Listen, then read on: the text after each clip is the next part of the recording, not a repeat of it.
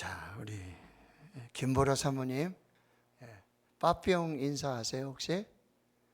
모르죠? 예, 알아요? 예, 제가 한번 얘기했었나요? 네, 그럼 한 번 더 인사하겠습니다. 빠삐용 한번 인사하겠습니다. 자, 빠지지 맙시다. 삐지지 맙시다. 용서합시다. 네, 김보라 사모님이 목사님을 이렇게 치면서 용서합시다 이렇게 용서할 일이 있어요? 네, 용서하세요. 네. 오늘 장례가 있어서 오늘 장례 제가 새벽 3시에 일어나서 씻고 4시 반에 발인 예배 드리고 아무튼 청송에는 막 저수지에 얼음이 꽝꽝꽝 얼어서 또 그냥 해발 몇백 미터 될 것 같아요. 또 올라가서 포크레인 중장비 제가 이렇게 또 발인 예배 또 하관 예배 잘 마치고 바람이 얼마나 목소리가 좀 걸걸하지만 그러나 또 감사하게 오늘 저는 금요라파 기도회만 생각하고 저녁에 성도님들과 같이 예배하고 찬양하고 기도할 그 시간들 그래서 너무너무 감사하고 또 감사합니다. 사도행전의 말씀들을 계속해서 살펴보고 있는데요. 예수님께서 십자가에 죽으시고 또 사흘 만에 부활하시고 그리고 40여일을 그 부활의 몸으로 확실한 많은 증거들로 제자들 가운데 나타나시고 그리고 하나님의 나라의 일들을 가르치시고 이제 승천하시게 되어집니다. 근데 그 승천하시는 예수님을 보고 있는 이 갈릴리 사람들 제자들에게 어찌하여 그렇게 하늘을 쳐다보고 있느냐? 너희 가운데 하늘로 올려지신 이 예수, 올려지신 그대로 다시 오실 것이다 라는 약속을 주시고 제자들과 이제 작별하게 되어지는 거죠. 제자들은 오늘 12절에 감람원이라는 산으로부터 예루살렘으로 돌아옵니다. 이 감람원, 감람산, 그래서 겟세마네 동산이 있었다. 바로 그곳에서 예수님께서 승천하시고 제자들은 예루살렘에 돌아오는데 이 예루살렘 감람원에서 예루살렘까지의 거리가 안식일에도 가기 알맞은 길. 안식일은 너무 멀리 가거나 그렇게 긴 거리를 움직이면 안 돼요. 그래서 200규빗, 죄송합니다. 2000규빗. 그래가지고 1규빗은 여기 손가락에서 팔꿈치 약 45cm. 그렇죠? 그러면은 약 900m 거리예요. 약 1km, 혹은 1.2km 이렇게 얘기해요. 그래서 보통 이렇게 걷는 속도로는 한 15분, 길어야 20분. 그 거리를 이제 걸어서 감람원에서 이제 예루살렘으로 돌아오게 돼요. 그리고 그들은 이제 그들이 유하는 다락방으로 올라가는데 이 다락방에 이런 표지가 있어요. 휘페로운 그래가지고 바로 그 다락방으로 올라가는데요. 예수님과 제자들이 유월절 만찬을 하셨다. 제자들의 발을 씻겨주셨다. 바로 그 다락방입니다. 그 다락방으로 올라가게 되어집니다. 자, 왜 다락방으로 갔을까? 그들은 지금 성전은 강도의 소굴이 되고 대제사장들과 정말 악한 역사들이 일어나는 그곳으로 변질되고 말았죠. 그리고 이제는 새로운 교회. 예수님께서 말씀하셨어요. 성전을 헐어라. 내가 사흘 만에 다시 살리리라. 이게 성전된 자기 육체. 그래서 우리도 하나님의 성령이 거하시는 성전이라고 말씀하셨어요. 그러니까 지금 예수 그리스도의 십자가와 부활을 믿고 지금 함께 예수 안에 모여 있는 이게 곧 교회라는 의미예요. 이제 새로운 교회가 탄생하고 있다. 성전은 무너지고 그래서 성전이 필요 없다는 얘기가 아니라 이제는 새로운 성전, 그래서 새로운 교회가 이제 시작될 것을 예표하고 있습니다. 거기 모인 사람들이 베드로, 요한, 야고보, 안드레와 빌립, 도마와 바돌로메, 마테오와 및 알페오의 아들 야고보, 셀로신 시몬, 야고보의 아들 유다가 다 거기 모입니다. 이 한 사람이 빠졌죠? 누가 빠졌어요? 가롯 유다가 지금 있습니다.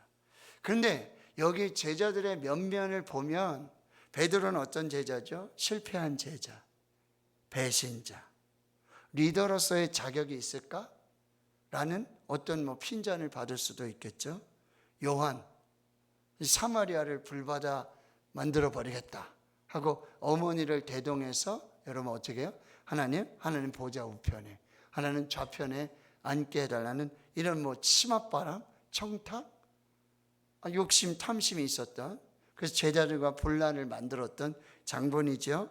도마는 어떤 사람이에요? 의심이 많아요. 제자로서 그렇게 합당하다? 여러분 마태는 누구예요? 세리. 여기 정치적으로도 여러분 여기 셀로신 시몬, 이런 사람은 가나나인 시몬, 이건 정치적으로 아주 과격한, 로마를 지금 전복시켜야 된다.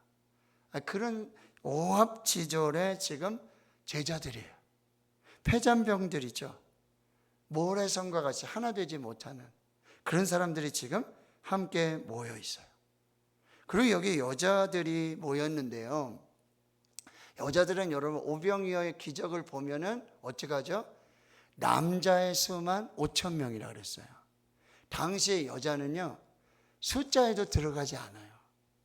아이들하고 여자들은 숫자에도 들어가지 않아요. 만약에 오늘날에 우리가 교회 출석을 따지고 했을 때 여자들은 다 빼라, 남자들만 헤아려라, 그러면 아마 여성 동지 여러분들께서 이렇게 띠를 두르시고, 와, 우리는 사람이 아니냐, 이렇게 얘기하실 수도 있어요. 근데 당시에는 여자들은 인원수에도 들지 않았어요. 근데 그들이 모였어요. 예수의 어머니가 모였고, 마리아가 모였고, 그 다음에 예수의 아우들. 이 아우들은 어떤 사람이었어요? 예수님이 공상회하고 하나님의 말씀을 가르치고 기적을 일으키고 그러니까 뭐래요? 귀신이 들렸다, 미쳤다. 그리고 초막절에 보면은 이렇게 꾸득여요. 아니, 크게 될 사람인데 여기 갈릴리에 있으면 되겠냐고, 저 예루살렘에 가서 이름을 좀 내야 되지 않냐, 이렇게 핀잔을 주고 그랬던 예수님의 형제들이에요. 아우들이에요. 근데 비로소 그들이 십자가와 부활을, 그리고 부활하신 예수님을 만나며 그 예수가 바로 하나님이시고 메시아이시고 그리스도이심을 믿게 되었다라고 하는 것입니다. 여러분 어떻게 이게 가능했을까요? 누구 때문에 거기 모였을까요? 바로 예수 그리스도의 십자가, 그리고 부활, 그리고 그 부활의 증인들, 예수 때문에 거기 모여 있는 거죠. 이게 교회라는 거예요. 예수로 모이는 거예요. 예수의 십자가와 부활을 믿는 그 모임, 이것이 곧 교회라는 거예요. 그리고 예수 그리스도의 십자가 부활의 증인이 되는 것, 그것이 곧 교회라는 거예요. 그리고 여기서 가장 중요했던 건 뭐냐면, 이게 모이게 됐다는 것은 예수님의 명령에 지금 순종하고 있다는 거죠. 4절과 5절에 이렇게 말씀하잖아요. 너희는 예루살렘 떠나지 말고 아버지께서 약속하신 성령을 기다려라. 요한은 물로 세례를 줬지만 너희는 몇 날이 못돼요? 성령으로 세례를 받을 것이다. 이 명령, 예루살렘을 떠나지 말아라, 이 명령을 붙들고, 그리고 오직 너희에게 성령이 임하시면 너희가 권능을 받고 예루살렘과 온 유다와 사마리아 땅끝까지 이르러 내 증인이 되리라. 이 말씀을 붙들고요. 그리고 여러분, 내가 다시 오리라. 기다려라. 그러니까 여러분 지금 예루살렘을 떠나지 말아라. 성령이 올 것이다. 그리고 너희는 성령의 증인이 되어야 되고, 그러면 내가 다시 오리라. 이 명령을 붙들고 지금 예루살렘에 모여 있다라고 하는 것입니다. 그들이 모여서 여러분 회의하지 않았어요.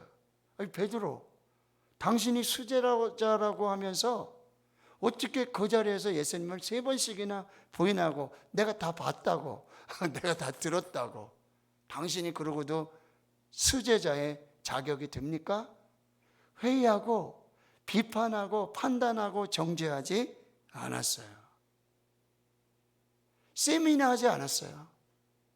예수 그리스도의 십자가는 무슨 의미고 부활은 어떻고 예수님께서 지금 명령을 주셨는데 이게 도대체 무슨 의미입니까? 그들이 세미나하고 논쟁하고요. 그리고요.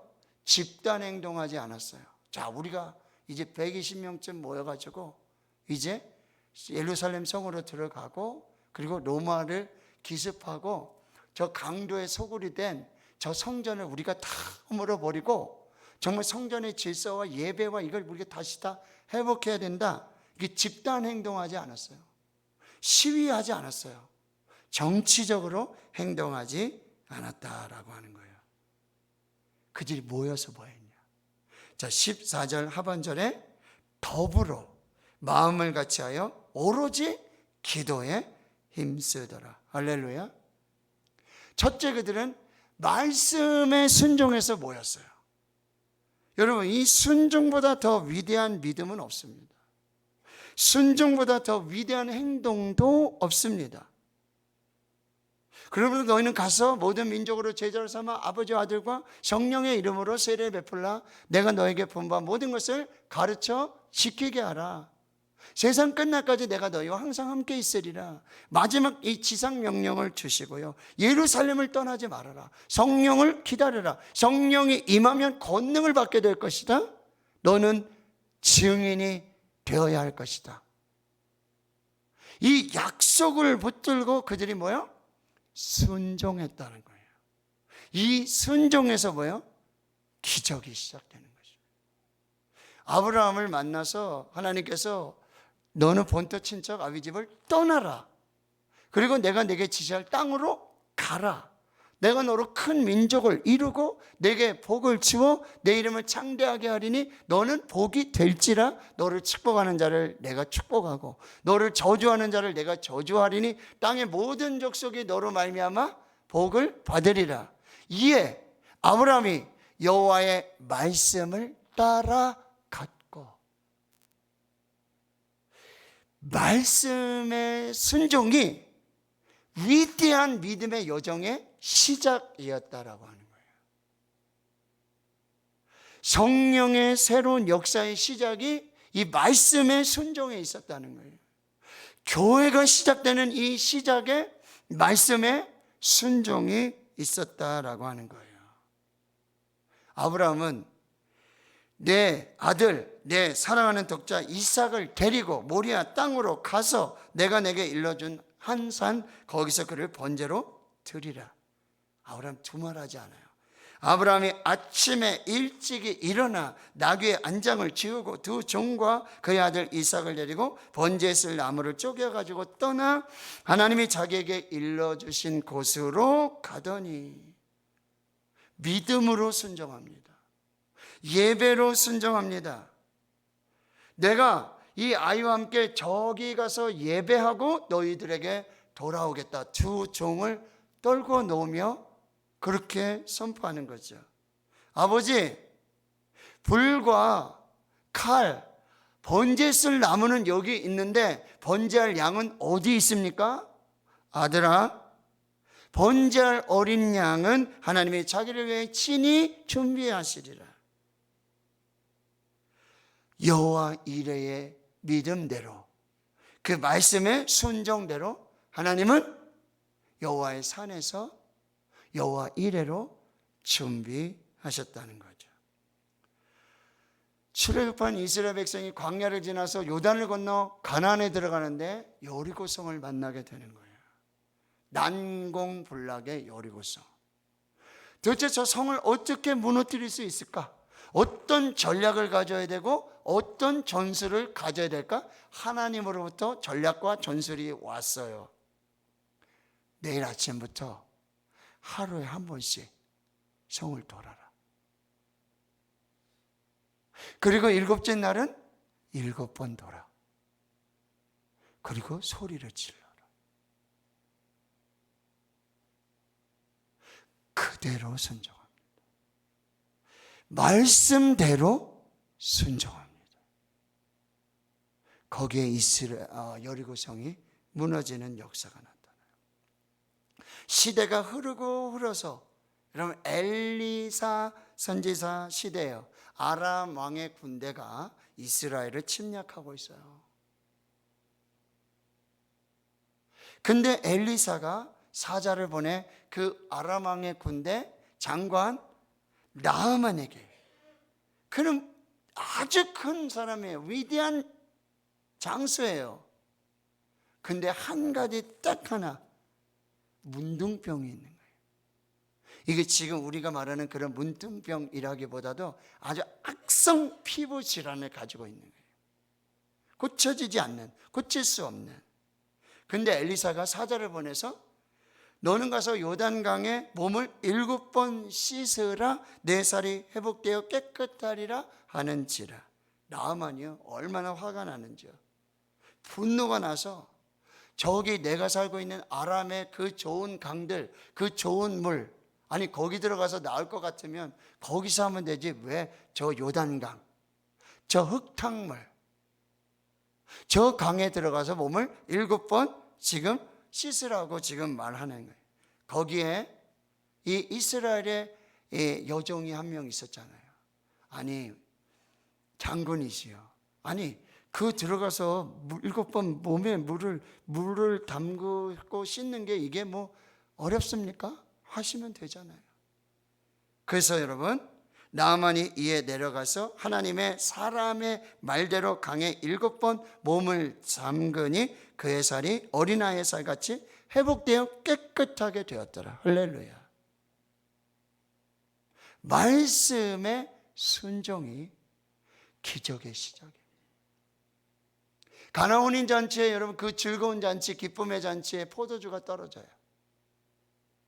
예수님의 어머니가요, 하인들을 불러서 예수님께서 지금 무슨 말씀을 하시든지 너희가 그대로 하라. 근데 예수님이 갑자기 항아리에 물을 채우라는 거예요. 이 항아리는요, 포도주를 담았던 항아리예요. 근데 거기 물을 채우라는 거예요.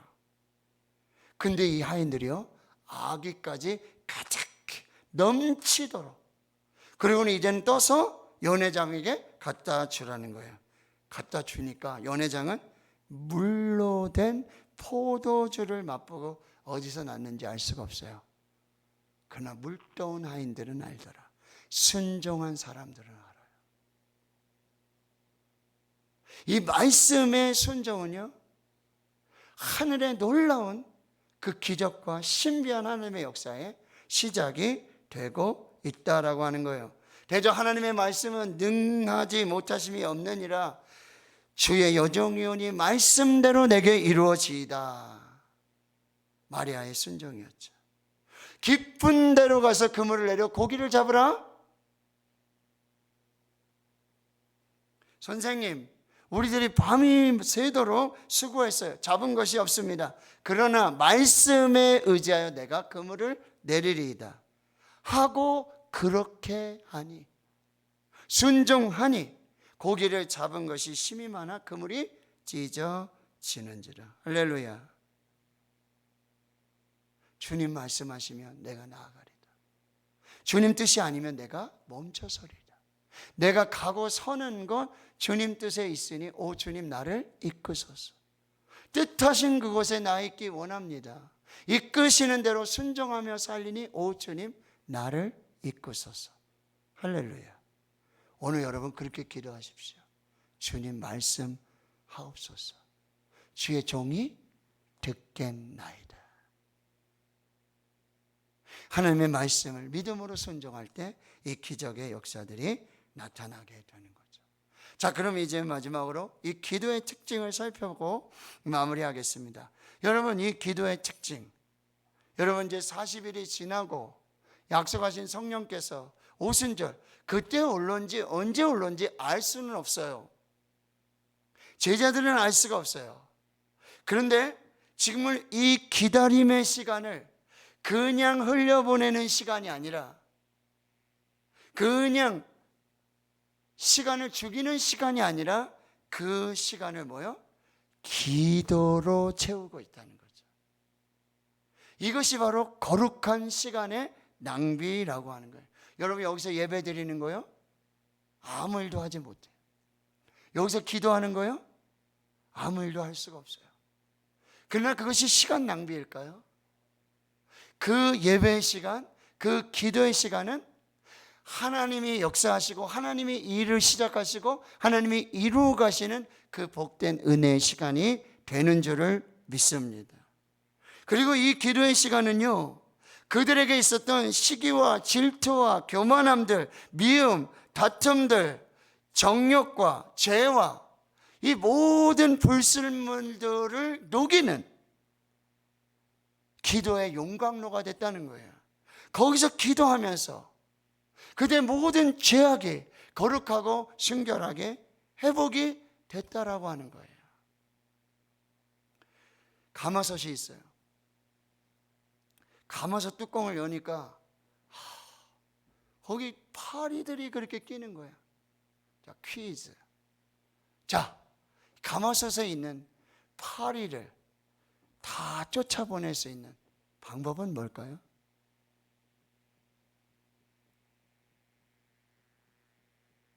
가마솥에 있는 이 파리들을 좀 다 쫓아낼 수 있는 좋은 방법. 네? 누가 그랬어요? 누가? 신숙희 권사님? 박수 한번 주세요. 네. 가마솥에 모닥불, 장작불을 떼가지고 다시 불을 떼가지고 그 가마솥을 뜨겁게 만들면 그럼 파리는 다 떠나가는 거죠. 지금 왜 거기 파리들이 앉아 있어요? 가마솥이 식었거든요.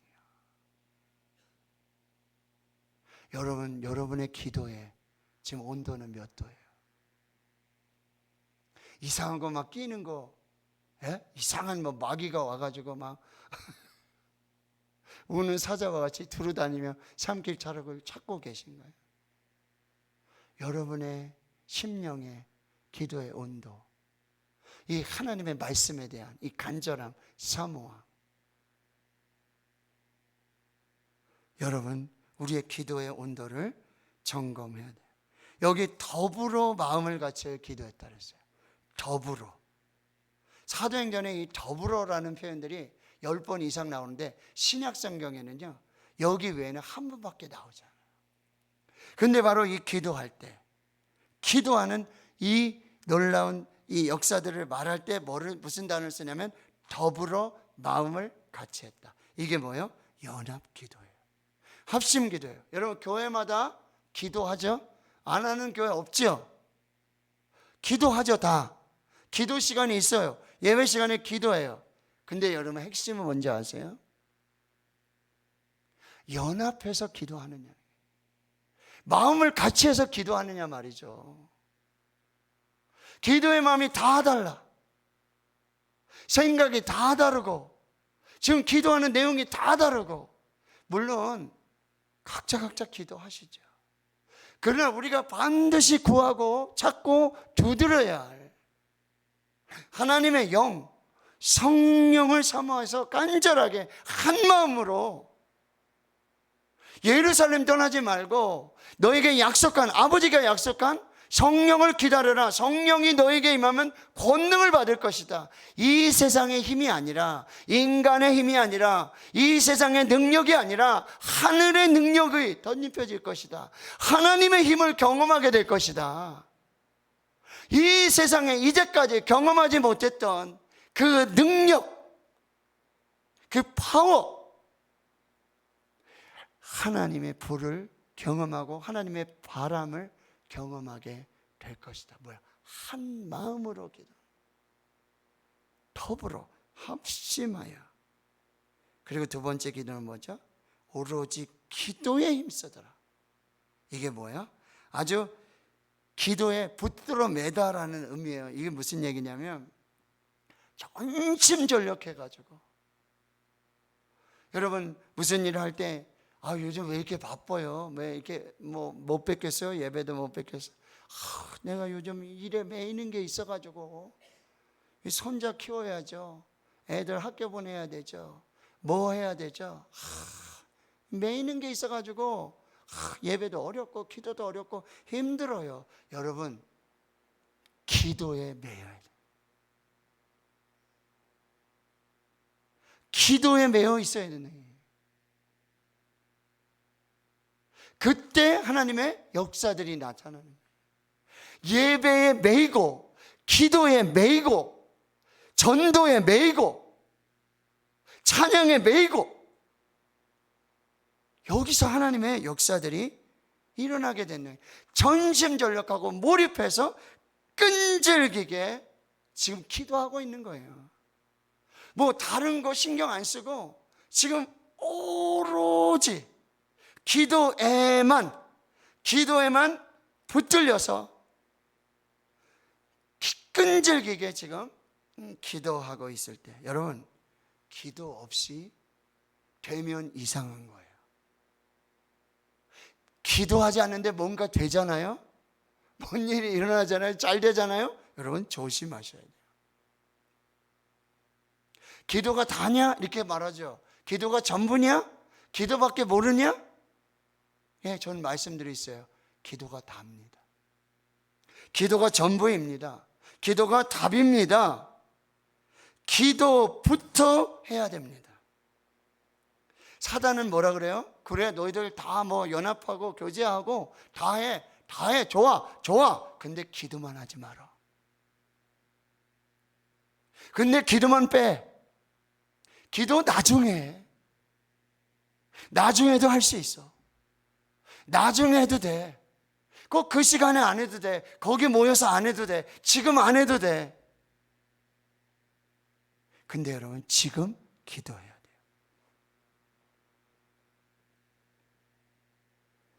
기도가 쌓이면 우린 상상할 수 없는 하나님의 역사를 경험해요. 지금 열흘 동안요.